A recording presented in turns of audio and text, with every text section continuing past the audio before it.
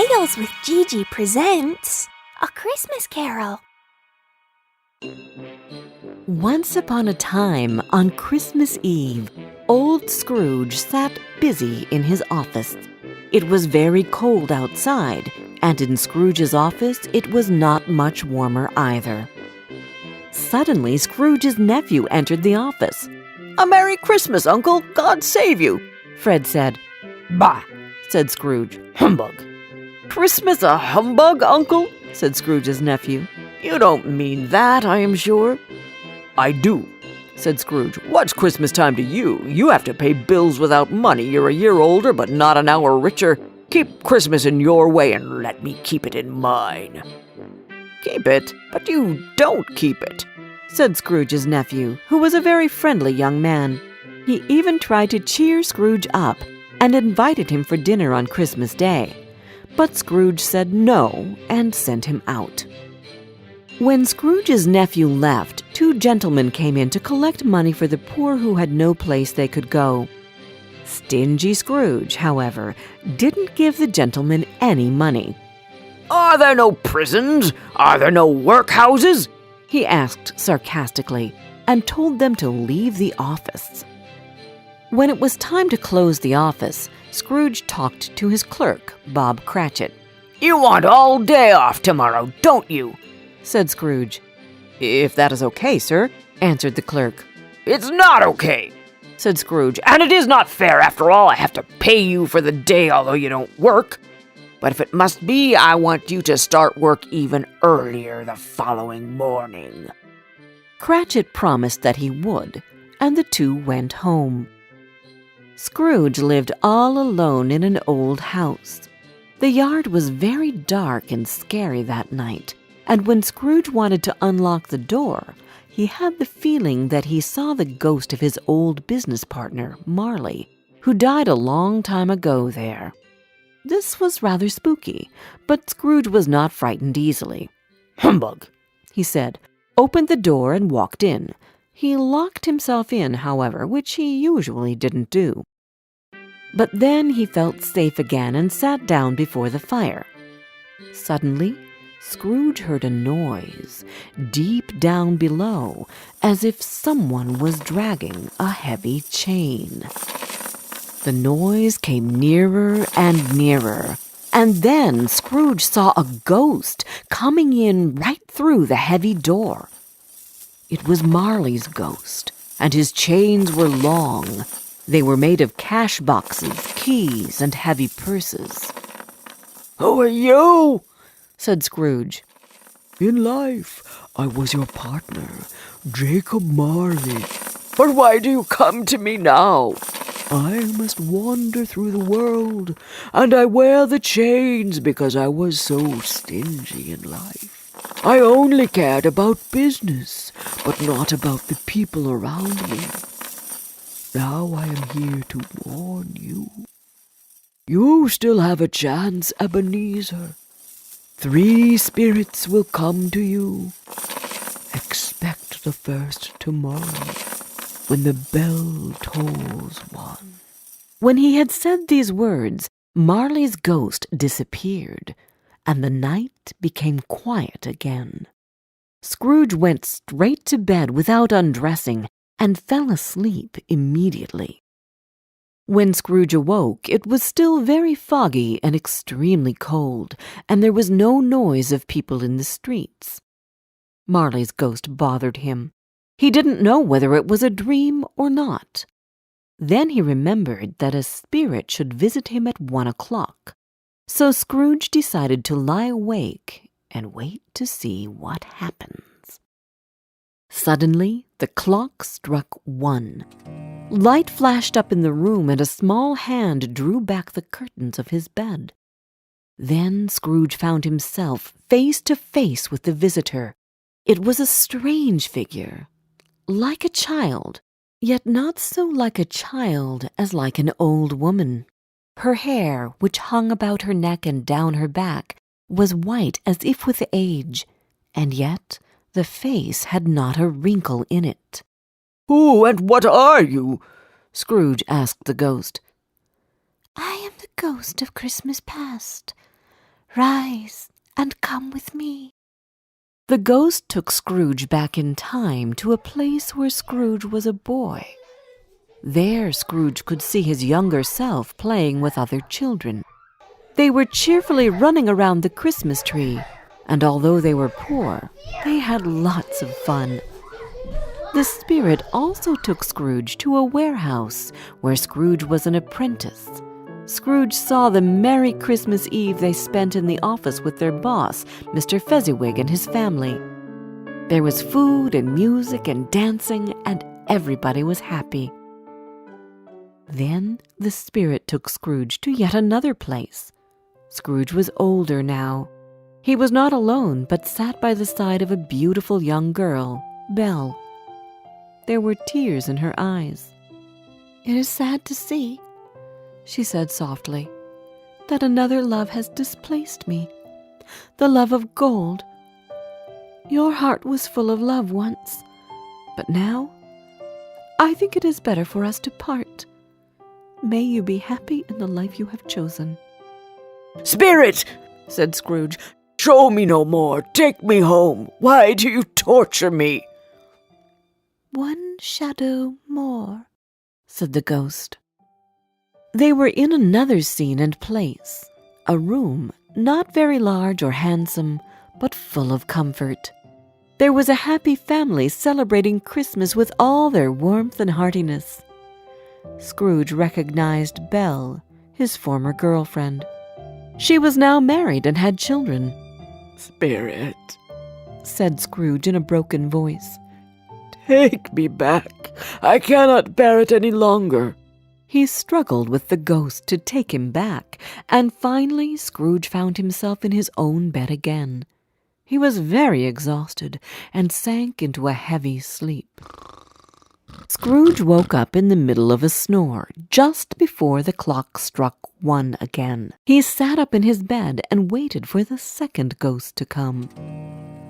And there it was, the ghost of Christmas Present. It had curly brown hair, sparkling eyes, and it wore a simple green robe with white fur. Its feet were bare, and on its head it wore a holly wreath. The ghost took Scrooge to Bob Cratchit's house, a very poor little dwelling. In the kitchen you could see Mrs. Cratchit preparing Christmas dinner. Her children were cheerfully running around, and Bob Cratchit came in with Tiny Tim upon his shoulders. Tiny Tim was Bob Cratchit's youngest son. He bore a little crutch and had an iron frame around his limbs. Then Christmas dinner was ready, and everyone sat down at the table. As the Cratchits were very poor, it was not much they had for Christmas dinner. But still, everyone was joyful, and you could feel that they all had the Christmas spirit in their hearts. "A Merry Christmas to us all, my dears. God bless us," said Bob Cratchit. God bless us, everyone, said Tiny Tim. He sat very close to his father's side upon his little stool. Bob held his little hand, as if he feared to lose him. "Spirit," said Scrooge, who felt sorry for the boy, "tell me if Tiny Tim will live." "I see an empty seat," replied the ghost, "and a crutch without an owner. If these shadows don't change in the future, the child will die." This made Scrooge very sad, but the spirit went on and took Scrooge to his nephew's house. Fred and his friends had a very cheerful party and played games. Scrooge really enjoyed their party and wanted to stay for another while. But in a second it all faded, and Scrooge and the spirit were again on their travels. Suddenly, Scrooge noticed something strange about the ghost. 2 children-like figures were at the ghost's feet, a boy and a girl. But they looked old and dreadful, like little monsters. Scrooge was shocked. "Spirit, are they your creatures?" Scrooge asked. "They are man's creatures," said the spirit. "The boy is ignorance, the girl is want. Beware them both, but most of all, beware this boy," said the spirit. Have they no place they can go?" asked Scrooge. "Are there no prisons? Are there no workhouses?" The spirit turned on Scrooge with his own words. The bell struck 12. The ghost of Christmas present disappeared, and at the last stroke of the bell, Scrooge saw the third ghost coming towards him. Slowly and silently the ghost came nearer. It was very tall and wore a deep black piece of clothing which covered its whole body and left nothing of it visible but one outstretched hand. "Are you the ghost of Christmas yet to come?" asked Scrooge. "I fear you more than any other spirit." The ghost did not say a word, and Scrooge was really scared. They wandered through the city, and Scrooge heard some men talking about a person who had died. Scrooge knew the men and wanted to find out whom they were talking about. But the spirit moved on. The ghost led Scrooge through the streets that were familiar to him, and as they went along, Scrooge looked here and there to find himself, but nowhere was he to be seen. They entered poor Bob Cratchit's house and found the mother and children by the fire. Quiet, very quiet. The noisy little Cratchits were as still as statues. When Bob Cratchit came in, the children hurried to greet him. Then the two young Cratchits got upon his knees and laid their little cheeks against his face, as if to say, "Don't mind it, Father. Don't be sad." "You went there today?" said his wife. "Yes, my dear," returned Bob. "I wish you could have gone. It would have done you good to see how green the place is. But you'll see it often. I promised him that we would walk there every Sunday." "My little child," cried Bob. "My little child." He broke down in tears. He couldn't help it. If he could have helped it, he and his child would have been farther apart, perhaps, than they were. The ghost moved on and took Scrooge to a churchyard. The spirit stood among the graves and pointed down to one. Scrooge slowly went towards it, and following the ghost's finger, read upon the stone of the grave his own name. Ebenezer Scrooge. "Spirit!" Scrooge cried, "hear me! I am not the man I was. I will not be the man I must have been so far. Why show me this if I am past all hope? Good Spirit, I will honor Christmas in my heart and try to keep it all the year. I will live in the past, the present, and the future. The spirits of all three shall be within me. I will not ignore the lessons that they teach. Oh, tell me that I may change my fate." Full of fear, Scrooge caught the spirit's hand. But the spirit suddenly changed. It shrunk and faded, and finally turned into a bedpost. Yes, and the bedpost was his own. The bed was his own. The room was his own. Best and happiest of all, the time before him was his own, and he could make the best of it. "I will live in the past, the present, and the future," Scrooge repeated as he got out of bed. "I don't know what to do. I'm as happy as an angel. I don't know what day of the month it is. I don't know how long I've been among the spirits. Hello! Hello there!" He ran to the window, opened it, and put out his head. "What's today?" cried Scrooge, calling downward to a boy in Sunday clothes. "Today?" replied the boy. "Why, Christmas Day." "It's Christmas Day," said Scrooge to himself. "I haven't missed it. The spirits have done it all in one night. Hello, my fine friend. Do you know the poulterers at the corner? And do you know whether they've sold the big turkey that was hanging up there?" "What, the one as big as me?" returned the boy. "It's still hanging there now." "Is it?"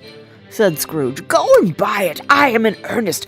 Go and buy it and come back with the man that I may give them direction where to take it. I'll give you a shilling for it. Come back with the man in less than 5 minutes, and I'll give you half a crown." The boy was off like a shot. I'll send it to Bob Cratchit, whispered Scrooge cheerfully. It's twice the size of Tiny Tim. He dressed himself in all his best and at last got out into the streets. He had not gone far when he came towards the two gentlemen who had walked into his office the day before. My dear sir, said Scrooge, how do you do? I fear I wasn't pleasant to you yesterday. Allow me to ask your pardon, and will you have the goodness to... Here Scrooge whispered in his ear. Lord bless me, cried the gentleman. My dear Mr. Scrooge, are you serious? I don't know what to say to such generosity. In the afternoon he went to his nephew's house. Fred, said Scrooge, it's your Uncle Scrooge. I have come to dinner. Will you let me in, Fred? Of course Fred let him in. It was a very hearty welcome, and they all had a wonderful party. But Scrooge was early at the office next morning. Oh, he was early there. If he could only catch Bob Cratchit coming late. And he did it. Yes, he did. Bob was a full 18 minutes and a half behind his time. Scrooge sat with his door wide open that he might see him come in. Hello, growled Scrooge in his usual way. What do you mean by coming here at this time of day? I am not going to stand this sort of thing any longer. And therefore, he continued, jumping from his stool, and therefore I am about to raise your salary. A Merry Christmas, Bob. Bob Cratchit was very surprised, and so were many people who found Scrooge so changed. Scrooge became a better person. To Tiny Tim, who did not die, he was a second father. Scrooge became as good a friend, as good a master, and as good a man as the good old city knew. Or any other good old city or town in the good old world. It was always said of Scrooge that he knew how to keep Christmas well. May that be truly said of us and all of us. And so, as Tiny Tim would say, God bless us, everyone.